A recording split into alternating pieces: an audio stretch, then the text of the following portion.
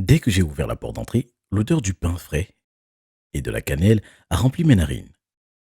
J'ai enlevé mes chaussures et j'ai couru vers la cuisine, encore trempé par la pluie qui s'est abattue sur moi en rentrant chez moi à vélo. Ma mère essuyait ses mains pleines de sucre sur son tablier et une miche de pain refroidissait sur une grille à côté de la fenêtre légèrement ouverte. Salut chérie, comment s'est passée l'école? Ma mère m'a demandé en relevant les yeux de mon front pour m'embrasser. Maman, j'ai dit en lui qu'elle fasse toujours ça comme si j'étais toujours un enfant. Qu'est-ce que tu as préparé? J'ai demandé alors qu'elle attrapait une assiette et un couteau pour couper le pain. C'est du pain ordinaire, mais j'ai fait un tourbillon de cannelle qui, j'espère, se verra sur chaque tranche. Je voulais le goûter avant de le mettre en vente, a-t-elle dit en préparant quelques tranches. Le tourbillon se voyait parfaitement sur chacune d'elles. J'étais émerveillé par ces moments à la maison. Bien qu'à l'extérieur il faisait sombre et orageux, l'éclairage jaune de notre cuisine, la chaleur et l'odeur de la cannelle m'a fait fermer les yeux pour profiter du moment.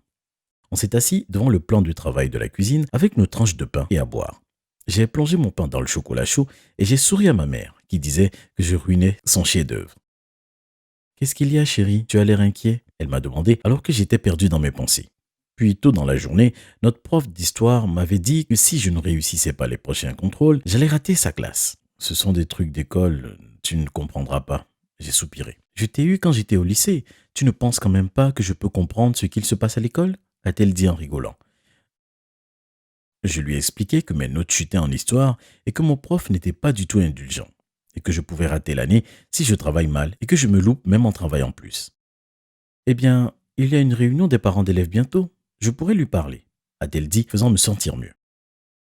Si quelqu'un peut convaincre mon prof d'y aller doucement avec moi, c'est bien ma mère, la personne la plus convaincante au monde.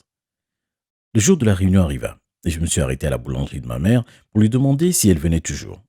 La sonnette familière a retenti quand j'ai poussé la porte. Julie, une fille qui travaillait pour ma mère, était derrière la caisse. Et Julie, j'ai salué en entrant. Elle m'a fait signe de la main alors qu'elle rendait la monnaie à un client. Il y a beaucoup de monde aujourd'hui? J'ai demandé. J'ai failli devenir folle ce matin. Le pain à la cannelle de ta mère a été un franc succès et maintenant tout le monde en prend pour leur professeur d'école. Où est ma mère? J'ai demandé. En train de travailler derrière. Elle a dit en retournant compter l'argent de sa caisse. Je suis passé devant elle et je suis allé dans la cuisine, là où ma mère était en train de mettre des biscuits dans le four. Est-ce que j'ai commencé, mais c'était ça. Mes biscuits au brownie et à la guimauve préférée. Ma mère portait un jean et un haut rouge. J'ai remarqué qu'elle avait frisé un peu ses cheveux et mis des talons hauts au lieu de ses baskets habituelles.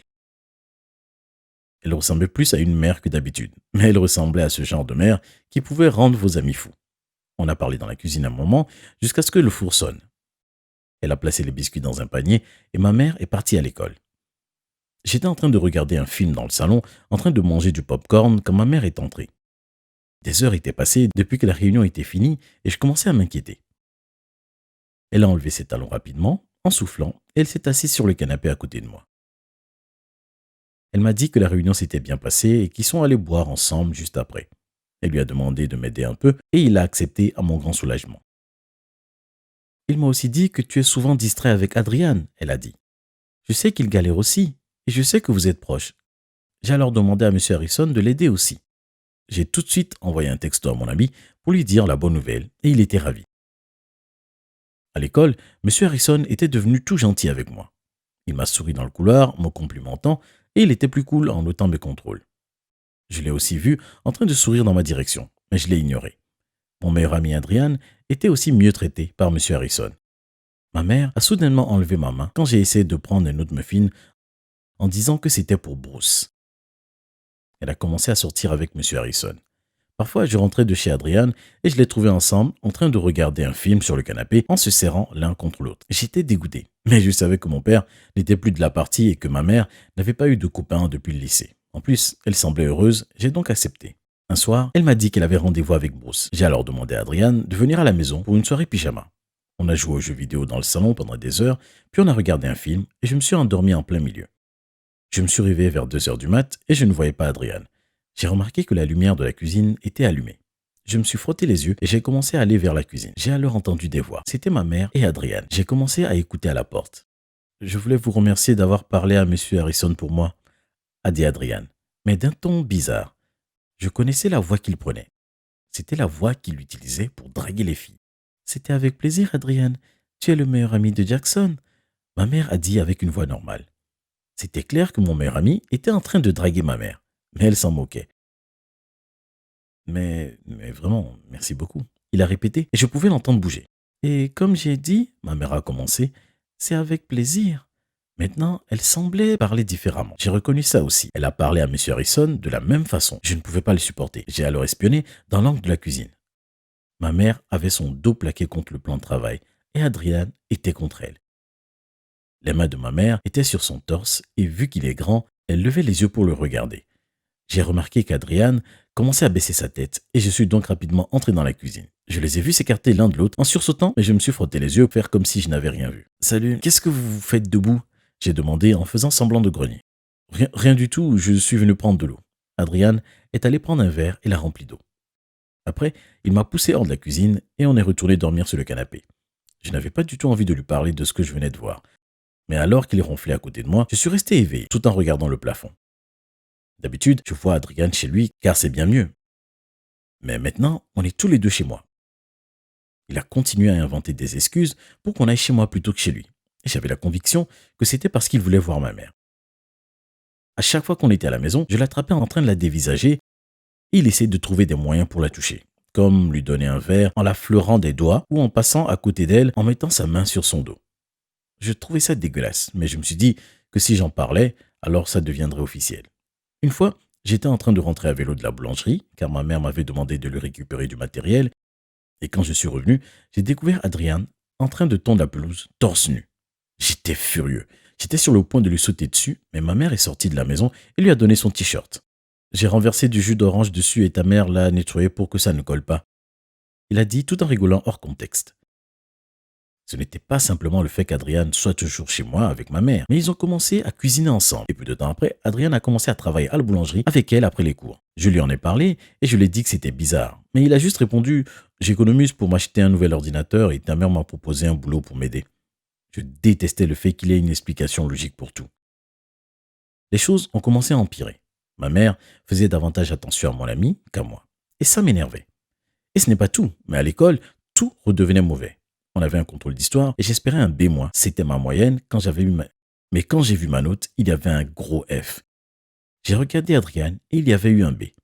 Je ne comprenais pas pourquoi ma note était aussi basse. Je suis alors resté après le cours pour parler à M. Harrison.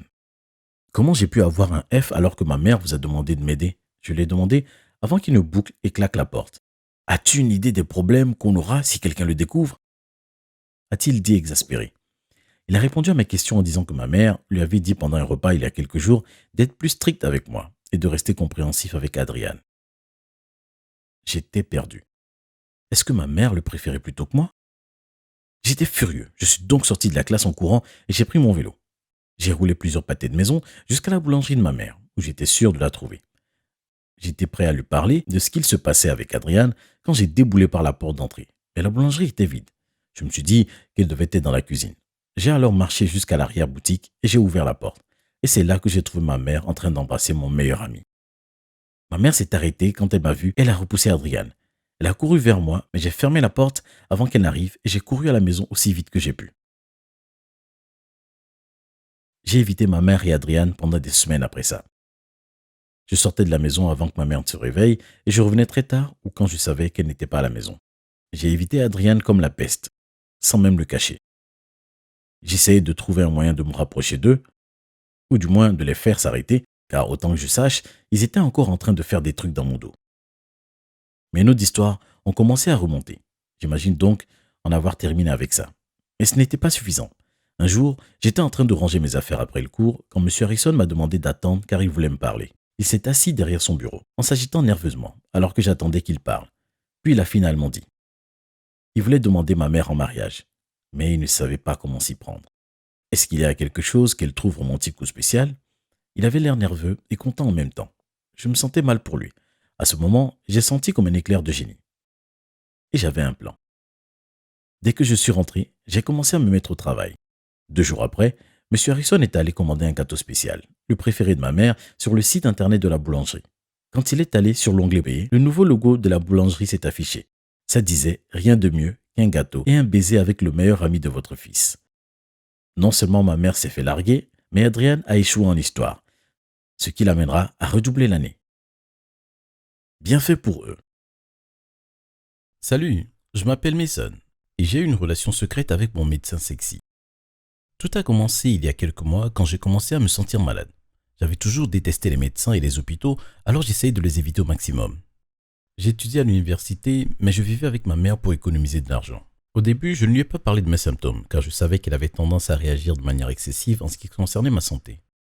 Nous avions perdu mon père quand j'étais jeune, et ma mère n'a jamais vraiment fait son deuil.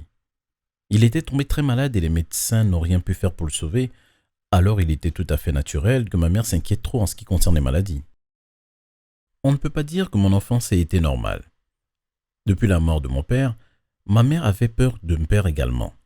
J'étais la seule famille qui lui restait. Alors elle s'accrochait à moi et s'assurait que rien de grave ne m'arrive jamais. Elle était surprotectrice, ne me laissait pas jouer dehors et me faire laver les mains était presque une obsession pour elle.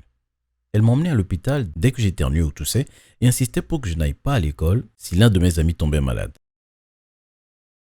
C'était comme si elle voulait que je vive dans cette petite bulle où rien de mal ne pourrait jamais m'arriver. Mais je l'aimais énormément parce qu'elle était incroyable. Elle était gentille et tendre et elle faisait vraiment tout son possible pour m'élever toute seule. En grandissant, il m'était compliqué de sortir avec des filles à cause de l'attitude surprotectrice de maman. Elle n'appréciait jamais mes petites amies et finissait par trouver des excuses pour les faire fuir, peu importe à quel point elles semblaient parfaites. Quand j'ai été accepté à l'université, nous avons décidé que je resterais à la maison pour économiser de l'argent. Maman avançait la raison que ça m'éviterait d'avoir un prêt étudiant. Mais en réalité, notre décision ne concernait pas seulement l'argent. Elle n'était pas prête à me laisser partir et je ne voulais pas la blesser. Alors rester à la maison pendant mes études semblait un bon compromis. En plus, elle m'aidait beaucoup et a payé une partie de mes frais de scolarité. Je ne voulais pas être un fils ingrat. Alors, sachant comment elle réagirait, j'ai décidé de lui cacher mes symptômes quand j'ai commencé à me sentir malade. Ça n'en valait pas la peine et j'étais certain de pouvoir me rétablir seul sans problème. Tout ce dont j'avais besoin était quelques tasses de thé et beaucoup de repos. Les problèmes sont apparus quand la fièvre n'est pas redescendue, même après avoir pris quelques médicaments sans ordonnance et avoir passé la journée au lit. Maman est rentrée du travail et a soupçonné que quelque chose n'allait pas. J'ai essayé de faire comme si tout allait bien, mais elle n'a pas cru à mes mensonges. J'étais pâle et fatigué et elle a touché mon front. J'ai dû avouer la vérité. Je me sentais terriblement mal. Mais je maintenais que ce n'était qu'une grippe. Évidemment, maman ne m'a pas cru. Elle voulait me conduire à l'hôpital tout de suite. Je lui répétais que ce n'était pas nécessaire, mais au final, elle a gagné. J'étais trop malade pour continuer à me disputer, et elle était pratiquement en train de me traîner vers la voiture. Elle m'a conduit et je tremblais comme une feuille pendant tout le trajet. La fièvre s'aggravait et je me sentais horriblement malade. Mais j'étais têtu et je lui répétais que c'était ridicule, que j'irais mieux dans un jour ou deux et qu'elle devrait juste me laisser me reposer. Mais bien sûr, maman n'a pas fait demi-tour. Elle s'est garée devant l'hôpital et nous nous sommes précipités vers les urgences. Je l'ai suivie lamentablement et je soupirais en répondant aux questions du réceptionniste. Ma mère et moi nous sommes assis dans la salle d'attente des urgences et je grommelais en attendant.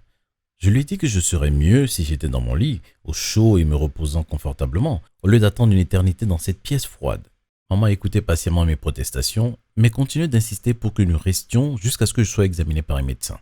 J'étais de plus en plus frustré jusqu'à ce qu'on appelle mon nom. En levant mes yeux, j'ai été stupéfait. À quelques mètres de nous, se tenait la femme la plus belle que j'ai jamais vue. Je n'en croyais pas mes yeux. Elle était parfaite de la tête aux pieds. Elle avait de longs cheveux ondulés, un visage magnifique, un corps incroyable.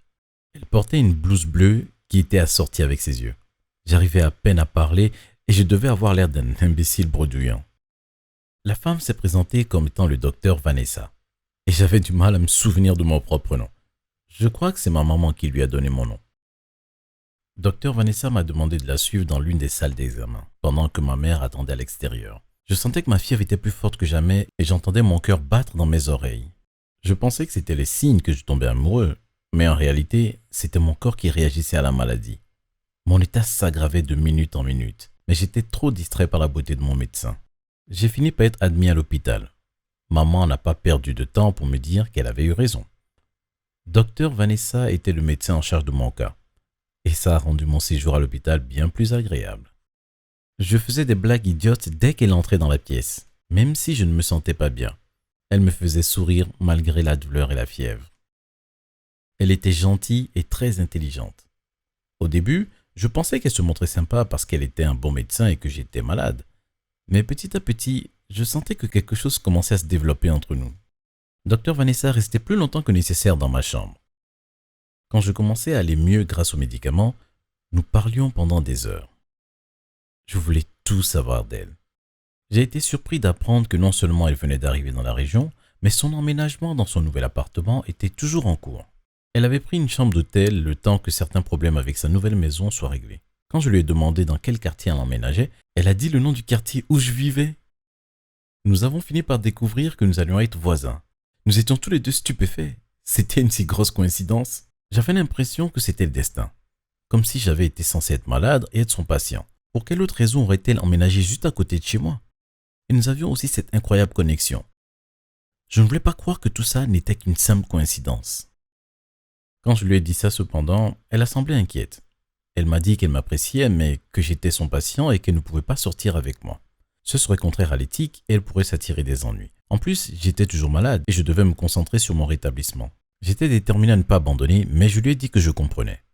Je pouvais prendre mon temps étant donné que nous allions habiter l'un à côté de l'autre. Je continuerais de la voir après avoir quitté l'hôpital. Alors si elle ne voulait pas sortir avec un patient, j'allais simplement attendre de ne plus être son patient. Bien sûr, être aussi patient que ça, c'était plus facile à dire qu'à faire. J'ai essayé de rester sympathique et d'éviter de la draguer, vraiment. Mais assez rapidement, je l'invitais à sortir avec moi. Elle a refusé la première fois et la deuxième fois aussi. La troisième fois, Dr Vanessa a ri et m'a disputé pour être aussi insistant. Elle a fini par me dire qu'elle accepterait un rendez-vous avec moi dès que je sortirais. Imaginez-moi un peu mon impatience. Il m'a fallu 2 jours de plus pour aller vraiment mieux et j'ai eu l'impression que c'était une éternité. Nous avons continué à flirter pendant tout ce temps, mais nous ne nous sommes jamais embrassés, pas avant que je sorte de l'hôpital. Ce soir-là, elle m'a invité chez elle. C'était incroyable qu'elle habite juste à côté de chez moi. Elle était à seulement quelques mètres de moi.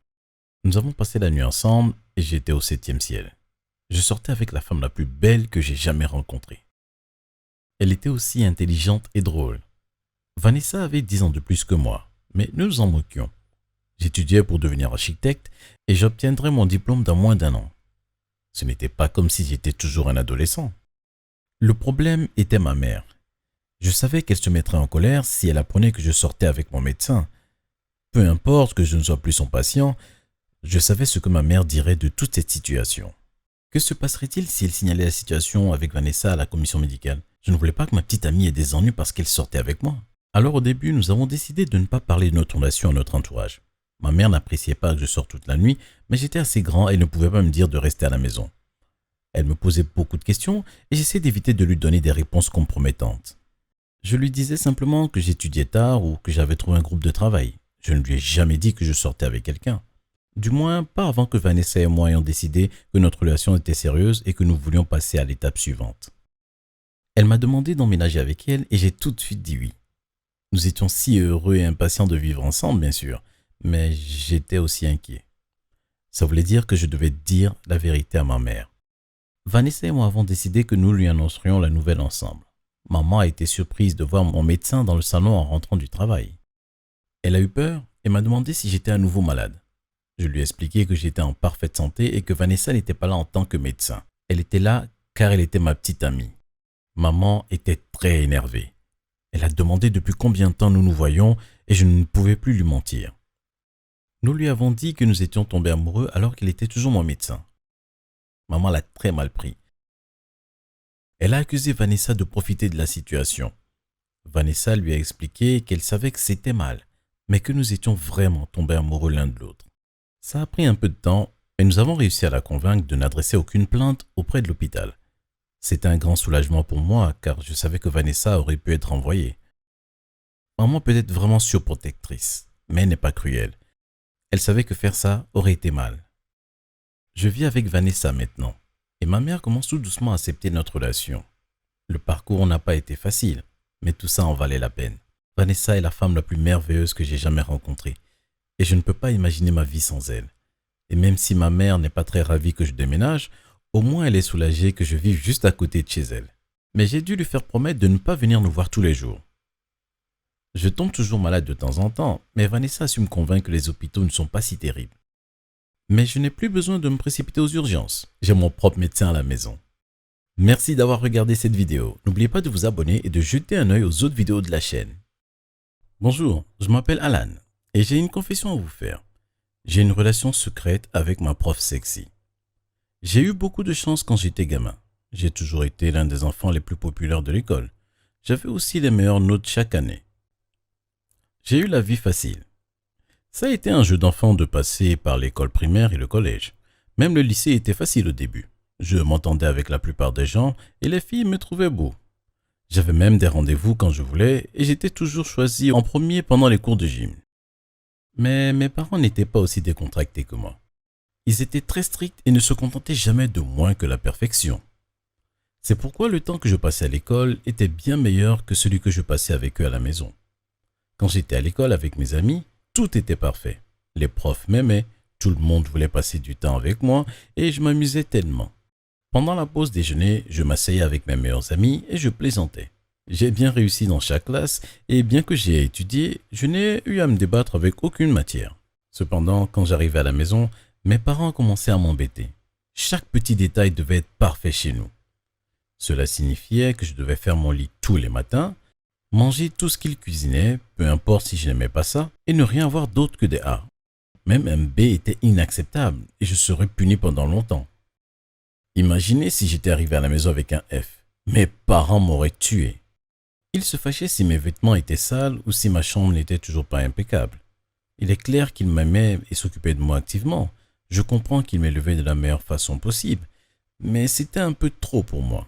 J'avais l'impression de ne jamais avoir de marge de manœuvre quand il s'agissait de mes parents. Les erreurs n'étaient tout simplement pas permises. Vous pouvez imaginer le stress que j'ai subi chaque jour. Il n'est donc pas étonnant que j'ai préféré être à l'école ou que j'ai trouvé une excuse pour passer du temps chez mes amis. J'ai essayé d'en parler à mes parents, mais ils m'ont expliqué qu'ils savaient mieux que moi et qu'un jour je comprendrais. Et je leur en serais très reconnaissant. Je pensais qu'ils ignoraient mes sentiments, et cela m'a conduit à faire la première grosse erreur de ma jeune vie. J'ai voulu me rebeller un peu contre eux, et c'est alors que j'ai commencé à fréquenter les mauvaises personnes à l'école. C'est arrivé quand mes parents ont décidé de nous faire déménager à l'autre bout du pays, sans même me demander ce que j'en pensais. Un jour, ma mère a annoncé qu'elle avait reçu une offre d'emploi intéressante et que nous allons déménager dans une semaine. Je devais abandonner tout ce que j'avais dans ma vie natale, mes amis, ma petite amie, tout ce que j'avais connu. Je leur ai dit que je ne voulais pas partir à zéro pendant ma dernière année de lycée, mais ils m'ont dit que c'était mieux ainsi. Nous vivrions dans une plus grande maison et nous aurions plus d'argent pour profiter de notre temps libre. Le problème, c'est qu'avec mes parents, j'avais rarement du temps libre. Pas s'ils étaient là. Alors, quand j'ai commencé ma dernière année dans une ville et une école toute neuve, j'ai décidé que je voulais faire quelque chose de différent. Quelque chose qui ennuierait mes parents. J'ai commencé à fréquenter des groupes d'adolescents que je n'avais jamais fréquentés auparavant. Ils étaient rebelles et n'avaient jamais étudié. Ils buvaient aussi, même s'ils étaient mineurs. Il est clair que ce n'est pas le genre d'amis qu'un parent veut que son enfant ait. Ils répondaient toujours aux profs et s'absentaient des cours. Je les trouvais tellement cool et ils me donnaient la liberté de faire des erreurs. Je comprends maintenant à quel point j'ai gâché mon avenir en traînant avec eux. Mais à l'époque, cela n'avait pas d'importance pour moi. Je me suis laissé influencer par eux et j'ai aussi arrêté de faire des efforts. Ils m'ont incité à sécher les cours avec eux. Et nous passions la journée à ne rien faire, à traîner, à parler et à boire. J'étais vraiment dans une sale période. Avec le recul, je n'arrive pas à croire que je les ai laissés me pousser dans tout ce que j'ai fait cette année-là. Mes parents étaient inquiets et m'ont interdit de traîner avec ces élèves. Mais je n'ai pas écouté. Maman et papa travaillent si dur qu'ils ont eu du mal à me contrôler comme ils l'avaient fait jusqu'à ce que nous nous déménagions. Mes notes étaient si mauvaises que même avec mon passé, je n'aurais pas obtenu mon diplôme à la fin de l'année scolaire. Quand mon professeur m'a dit cela, j'ai complètement paniqué. C'était une chose de traîner avec quelques fainéants, mais si mes parents se rendaient compte que je n'allais pas être diplômé, ils me tueraient. J'ai rencontré le directeur de l'école et j'ai supplié d'avoir une deuxième chance. J'ai expliqué que j'avais l'intention d'entrer dans une université de haut niveau et que jusqu'à cette année-là, j'avais les notes et le comportement nécessaires pour y parvenir. Il a regardé mon dossier et a reconnu que j'avais été un étudiant incroyable et travailleur jusqu'à ce que je commence à fréquenter les mauvaises personnes. Il m'a expliqué qu'on me donnerait une chance de rattraper le crédit qui me manquait, mais que je n'aurais pas de troisième chance. Si je ne réussissais pas cette fois-ci, la partie était terminée. J'ai immédiatement accepté et j'ai promis de travailler très dur. Il a donc décidé que je devais rester après l'école et récupérer le crédit qui me manquait. Si je parvenais à m'améliorer avant la fin de l'année scolaire, je pourrais alors obtenir mon diplôme avec le reste de ma classe et cela n'affectera pas mes notes. Cela signifiait que je pourrais entrer dans une grande université et que mes parents seraient fiers de moi après tout. Je me sentais tellement soulagé, mais en même temps ennuyé. Je n'avais pas vraiment envie de rester tard tous les soirs et de manquer quelque chose d'amusant. Après tout, je n'aurais pas le temps de passer du temps avec mes amis ou de me détendre du tout. Cependant, c'est moi qui ai fait une erreur, et c'était la seule façon d'éviter de gâcher mon avenir. Je ne pouvais pas laisser quelques erreurs saboter tout ce que j'étais censé faire dans la vie. Aussi contrarié que je puisse être par l'attitude stricte de mes parents, ils avaient en quelque sorte raison. Je n'allais pas laisser une seule année ruiner tous les efforts que j'avais déployés au fil du temps pour mes études. J'ai donc fini par accepter. Ce que je n'aurais jamais pu imaginer, c'est que j'allais rencontrer l'amour de ma vie dans ce programme extrascolaire. Je suis entré dans la classe et elle était là, parfaite de la tête aux pieds, la plus belle femme que j'ai jamais vue. J'ai dû la fixer ouvertement car elle a ri et m'a demandé de m'asseoir. Son rire était stupéfiant et je n'ai pas pu m'empêcher de lui sourire comme un idiot. Elle m'a tout de suite séduit. J'ai réalisé à cet instant que le coup de foudre était absolument réel. Elle avait les cheveux bruns foncés et de grands yeux verts. Son sourire était magnifique et elle était si douce et attentionnée.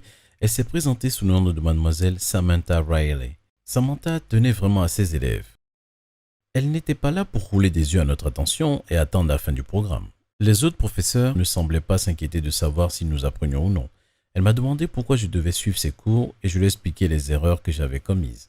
Je lui ai raconté comment mes parents étaient si stricts et comment je voulais juste me rebeller une fois dans la vie. Je savais que j'avais fait une erreur et je voulais la réparer pour que cela n'affecte pas mon avenir. Étonnamment, elle a tout à fait compris. Samantha m'a dit qu'elle ne croyait pas qu'un élève devait être jugé sur la base de quelques notes seulement. Elle se concentrait toujours davantage sur l'effort global qu'il avait fait tout au long de l'année. J'étais tellement soulagé et j'avais l'impression d'avoir trouvé quelqu'un à qui je pouvais me confier. Ainsi, les jours passant, nous avons commencé à nous rapprocher l'un de l'autre. Samantha adorait me parler. Elle m'aidait à étudier et à faire mes devoirs, mais elle voulait aussi en savoir plus sur moi et sur ma vie. Elle voulait être là pour moi et je suis tombé de plus en plus amoureux d'elle au fil du temps. Je voulais désespérément être son petit ami, mais je ne pouvais pas imaginer qu'une femme comme elle fasse attention à moi. Mais elle se confiait à moi, me parlant de ses problèmes avec ses préétudiants. Samantha avait obtenu son diplôme 3 ans auparavant, et elle était très jeune. Je crois qu'elle n'avait que 26 ans lorsque nous nous sommes rencontrés. Tous les élèves de l'école semblaient être amoureux de la jeune enseignante sexy, mais elle ne leur accordait pas autant d'attention qu'à moi. Un jour, je n'ai pas pu m'en empêcher plus longtemps. J'ai avoué mes sentiments pour elle et lui ai demandé de sortir avec moi. Au début, elle avait l'air surprise et je pensais qu'elle me gronderait. Au lieu de cela, Samantha m'a embrassé. Je me suis fondu dans ses bras en l'embrassant dans le dos. C'était le meilleur moment de toute ma vie. Samantha et moi avons parlé après cela. Elle m'a expliqué qu'elle m'aimait beaucoup elle aussi, mais que nous ne pouvions laisser personne savoir pour nous. Si quelqu'un le découvrait, non seulement elle perdrait son job, mais elle pourrait aussi être envoyée en prison pour une longue période. Je ne voulais pas qu'elle ait des ennuis. Alors bien sûr, j'ai promis de ne rien dire à qui que ce soit. Samantha et moi avons commencé à nous voir régulièrement après l'école. Nous nous embrassions aussi en classe quand il n'y avait personne d'autre. Nous savions tous les deux que ce que nous faisions était mal, mais nous nous en moquions. Nous étions follement amoureux et nous voulions passer toute notre vie ensemble. Sam et moi avons commencé à faire des projets après mon diplôme. Elle m'a promis qu'elle déménagerait près de l'université dans laquelle j'ai fini par être accepté et que nous y rendrions notre amour public. Mes parents n'ont jamais découvert ce qui se passait entre Sam et moi. Elle faisait semblant d'être une prof parmi d'autres pour moi chaque fois que quelqu'un était là. J'étais l'un des rares étudiants qui affirmait qu'elle n'était pas si sexy que ça. J'avais besoin de faire semblant de ne pas l'aimer après tout. Je n'aurais pas pu cacher mes sentiments pour elle si j'avais commencé à parler de sa beauté. Nous sommes ensemble depuis 3 mois et je vais recevoir mon diplôme la semaine prochaine. Grâce à Sam, non seulement j'ai gagné le crédit qui me manquait, mais j'ai aussi amélioré massivement mes notes. Le directeur est vraiment fier de mes progrès. Il m'a dit qu'il écrirait une lettre de recommandation que je devrais donc envoyer avec mon dossier d'inscription à l'université. Je suis un peu inquiet pour mon diplôme, car cela signifie que je vais bientôt devoir parler à mes parents de ma relation avec Sam. Ils la connaissent comme mon prof, donc ce n'est pas comme si je pouvais prétendre qu'elle est quelqu'un que j'ai rencontré à l'université. Ce serait une conversation très gênante, mais j'espère qu'ils comprendront. Sam et moi sommes amoureux, et je ne vais pas rompre avec elle peu importe ce que mes parents pensent de notre relation. Au moins, je serai loin à l'université et je ne vivrai pas sous leur toit. Merci d'avoir regardé. N'oubliez pas de vous abonner et de regarder d'autres vidéos sur la chaîne. Salut, je m'appelle Kevin et j'aimerais vous raconter comment j'ai rencontré l'amour de ma vie. Mais il y a quelque chose que vous devez d'abord savoir sur elle. Elle était stripteaseuse. Vous voyez le genre. Elle se déshabille devant les clients et rend tout le monde présent très heureux. Oui, c'était comme ça que Lily gagnait sa vie. Avant de la rencontrer, je pensais que j'étais bien trop occupé pour sortir avec qui que ce soit. J'étais agent immobilier et faisais des cours particuliers à mes clients pour leur apprendre à bien investir leur argent. Je gagnais toujours de l'argent et j'étais assez riche, mais je me sentais aussi très seul. Bien sûr, j'avais des amis, mais il manquait quelque chose dans ma vie. Je refusais d'accepter que j'avais besoin d'une fille pour me tenir compagnie. J'avais toujours cru que j'étais au-dessus de ce genre de sottise, vous voyez. Quoi qu'il en soit, pour me détendre après une longue journée de travail, j'avais l'habitude de fréquenter certains clubs. Je ne m'en sentais pas coupable. Après tout, j'étais célibataire et me sentais un peu seul. Ça me donnait une excuse pour prendre un verre, me détendre et apprécier la compagnie de jolies danseuses. Tout le monde y trouvait son compte. Mon club préféré était le Dirty Pickle. C'était plus classe que ce que le nom sous-entend et il faisait d'excellents cocktails. En plus, la musique n'était pas mauvaise et la compagnie était fantastique. Toutes les femmes présentes étaient incroyablement belles et avaient toujours un grand sourire aux lèvres. Elles dansaient la plupart du temps, mais parfois je papotais avec elles. Rien de sérieux, juste un peu de drague et de plaisanterie entre deux numéros. Tout a changé quand j'ai rencontré la belle Lily. Quand elle est apparue, je me suis presque étranglé avec ma boisson. Elle était époustouflante. Il y avait quelque chose chez elle qui m'a tout simplement coupé le souffle. Peut-être que c'était son sourire. Ou peut-être la manière dont elle rejetait ses longs cheveux en arrière. D'une manière ou d'une autre, j'étais sous le charme. J'étais émerveillé devant elle. Et j'ai essayé de lui parler un peu avant qu'elle ne se mette à danser. D'habitude, les videurs ne laissent pas les clients perdre trop de temps à parler. Mais comme j'ai payé, ils ont accepté avec réticence. Mais je lui ai finalement demandé de danser et je l'ai payé. Elle était bien meilleure que toutes les autres danseuses de ce club et tous ceux où j'avais été. Elle était si douée que je lui ai donné un gros pourboire et lui ai demandé une autre danse. Je crois que j'ai payé pour 6 ou 7 danses ce soir-là et dépensé tout l'argent que j'avais sur moi. Je ne me lassais pas d'elle. J'ai commencé à aller au club presque tous les soirs. Je ne pouvais pas me passer de la belle Lily. Quand elle n'était pas là, je broyais un peu du noir au début. Quelques semaines ont passé et j'ai décidé de n'y aller que quand elle était là. Alors, je lui ai demandé son emploi du temps. Elle hésitait un peu à me le révéler au début, et je ne peux pas lui en vouloir. Je suis sûr qu'il y avait plein de sales types qui la suivaient ou l'ennuyaient quand elle était là. J'ai fini par gagner sa confiance et elle a reconnu que j'étais quelqu'un de bien. Alors, elle m'a dit quand elle serait au club et si ses horaires changeaient. Elle laissait un mot au videur. Il m'a fallu quelque temps ensuite pour la convaincre de me donner son numéro. Au début, je lui disais que c'était pour qu'elle puisse m'envoyer un message pour me dire qu'elle danserait. Elle ne m'a pas vraiment cru et m'a taquiné. Elle m'a traité de lèche-botte. Je l'ai taquiné à mon tour et nous finissons toujours par plaisanter et nous draguer. C'était évident à mes yeux que Lily m'appréciait. Je sais que les filles comme elle doivent faire comme si les mecs pour qui elles dansaient leur plaisaient ou avaient un pourboire. Mais ce n'était pas ça. Je voyais la façon dont elle se comportait avec les autres et cela ne ressemblait en rien à la manière dont elle me souriait. Il y avait quelque chose de spécial entre nous, mais je comprenais que ce n'était pas facile pour elle d'admettre qu'elle avait des sentiments pour moi. Après tout, être en couple en étant stripteaseuse n'était pas facile. Elle pouvait s'attirer des problèmes, et si je devenais jalouse, ce serait une véritable pagaille. Quoi qu'il en soit, il m'a fallu du temps et beaucoup de messages, mais elle a fini par accepter un rendez-vous avec moi après le travail. J'ai payé pour des danses toute la soirée en attendant qu'elle soit prête à partir. Je peux vous dire qu'elle a eu de très bons pourboires de ma part ce soir-là. Le rendez-vous était merveilleux, le meilleur que j'ai eu depuis des années. J'ai commencé à réaliser que j'avais peut-être besoin de compagnie dans ma vie après tout. Peut-être ce n'était pas si mal d'avoir des sentiments pour une jolie jeune femme. Elle a essayé de faire semblant de ne pas s'intéresser à moi au début, mais quand je lui ai proposé un second rendez-vous, elle a tout de suite accepté. Depuis ce soir-là, nous sommes allés à peu près partout ensemble. J'entendais jusqu'à ce qu'elle ait fini le travail, et quand elle avait un jour de congé, elle passait même parfois chez moi. C'était incroyable de profiter de mon temps libre avec quelqu'un pour qui j'avais de profonds sentiments. J'avais hâte de finir ma journée de travail, même si je gagnais bien ma vie. C'était comme si je pouvais avoir le meilleur des deux mondes, sans avoir à sacrifier ni ma vie professionnelle, ni ma vie sentimentale. Je passais de très bons moments avec Lily, et elle embrassait incroyablement bien. Nous ne nous sommes pas précipités pour nous montrer notre amour l'un pour l'autre physiquement. Je voulais que ça soit spécial, et quand c'est enfin arrivé, ça l'était vraiment. Alors que je sortais avec cette fille incroyable depuis quelques semaines, j'ai enfin parlé d'elle à mes amis. Pour être tout à fait honnête, ils ne m'ont pas vraiment soutenu.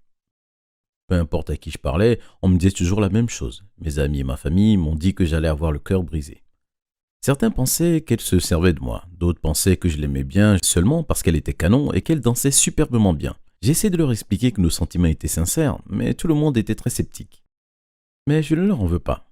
En vérité, je leur ai probablement dit la même chose si la situation avait été inversée. Ça paraît étrange que quelqu'un ait une relation sérieuse avec une stripteaseuse. Et si je ne connaissais pas Lily aussi bien, j'aurais peut-être pensé la même chose à propos d'elle. Mais Lily était incroyable. Elle était intelligente et intéressante et si drôle. Il y avait tant de choses que j'aimais chez elle. Et quand elle était avec moi, j'avais l'impression d'être la seule personne qui comptait pour elle. Je me sentais spécial et aimé. Je sais que ça peut paraître bête, mais n'ayant encore jamais été amoureux, c'était un grand changement pour moi. Au final, notre relation est devenue plus sérieuse. Tout allait bien au début. Elle a passé quelques nuits chez moi et nous faisions des sorties ensemble. Par exemple, quand l'un de mes cousins s'est marié, je suis allé à la fête avec elle. Ma tante n'était pas vraiment ravie qu'elle soit là, mais Lily était absolument charmante avec toute la famille et a rapidement convaincu tout le monde. Mais en vérité, j'ai fini par faire ce que j'avais promis de ne pas faire. J'ai commencé à être jaloux qu'elle danse pour d'autres hommes. J'adorais qu'elle danse pour moi, mais la voir avec d'autres hommes me brisait le cœur. C'était complètement insensé. Je savais ce qu'elle faisait pour gagner sa vie, c'était comme ça que je l'avais rencontrée. J'avais été son client, alors qu'est-ce qui m'autorisait à lui dire qu'elle devait démissionner, surtout après lui avoir promis que je ne ferais jamais ça. Quand nous avons commencé à sortir ensemble, il y a eu une longue discussion avec moi. Elle m'a expliqué qu'elle avait eu à gérer la jalousie de ses petits copains et qu'elle n'avait pas l'intention de passer par là à nouveau. Si je ne pouvais pas m'accoutumer à son travail, alors nous n'étions peut-être pas faits pour être ensemble. Je me souvenais toujours de cette conversation et au début j'ai essayé de tenir ma promesse. J'ai fait de gros efforts. Mais au bout d'un moment, c'était devenu impossible de faire comme si je me moquais qu'elle danse pour d'autres hommes. J'étais tellement stressé et j'ai fini par être de mauvaise humeur presque tous les jours. C'était désagréable et injuste pour nous deux. Alors j'ai décidé d'être honnête avec elle et de finalement lui dire que je ne pouvais plus supporter son travail. Elle s'est fâchée, mais ça ne m'a pas du tout surpris. Après tout, elle avait tous les droits d'être en colère contre moi. Lily a dit qu'elle savait que je finirais par faire ça et qu'elle en avait assez de ce genre d'histoire. Elle a dit qu'il valait peut-être mieux que nous rompions. J'ai essayé d'arranger les choses, vraiment. Je lui ai suggéré de trouver un travail plus standard. Lily a tout de suite refusé. Elle m'a dit qu'elle gagnait 3 fois plus en travaillant quelques heures seulement chaque soir qu'en faisant une journée de 8 heures dans un magasin. Après nous être disputés pendant des jours, j'ai fini par lui dire qu'elle n'avait pas du tout besoin de travailler. J'étais assez riche pour subvenir à ses besoins et à l'aider à garder le style de vie auquel elle était habituée. Lily paraissait réticente au début. Je ne pouvais pas lui en vouloir. Après tout, que se passerait-il si nous finissions par nous séparer et que je n'avais plus envie de subvenir à ses besoins? C'est à ce moment-là que je me suis rendu compte que je devais lui montrer que j'étais vraiment prêt à m'engager si je voulais qu'elle continue à faire partie de ma vie. Après tout, Lily renoncerait à de telles choses pour moi si elle démissionnait. Je me suis rendu compte que je voulais qu'elle soit ma compagne et ma meilleure amie pour le reste de ma vie. Alors je me suis agenouillé et j'ai posé la question. J'avais acheté une bague de fiançailles magnifique et chère la veille et elle était stupéfaite en la voyant. Lily était si belle en cet instant et quand elle a dit oui, je n'arrivais pas à y croire. Nous nous sommes embrassés et enlacés et je l'ai emmenée dîner dans un restaurant luxueux. Elle a démissionné le lendemain et nous avons commencé les préparatifs du mariage. Je n'exagère pas en disant que c'était le plus beau jour de ma vie. Elle portait une longue robe blanche magnifique et elle n'avait jamais été aussi belle. Nous sommes maintenant mariés depuis 4 ans et je ne regrette pas une seule seconde avoir pris cette décision. Elle a repris ses études et sera diplômée le mois prochain. Lily a dit qu'elle voulait essayer de faire un enfant quand elle aura terminé ses études. Alors je suis très impatient que ces deux choses aient lieu. Nous avons prouvé à ma famille et à mes amis qu'ils avaient tort, et tous l'adorent maintenant. En fait, je crois que ma mère l'aime peut-être plus qu'elle m'aime moi. Elle danse toujours, mais seulement pour moi. Et elle est toujours très talentueuse d'ailleurs. Merci d'avoir regardé cette vidéo. Êtes-vous déjà tombé amoureux ou amoureuse de quelqu'un que vos amis n'acceptaient pas? Dites-le nous en commentaire. Abonnez-vous et jetez un œil aux autres vidéos de la chaîne.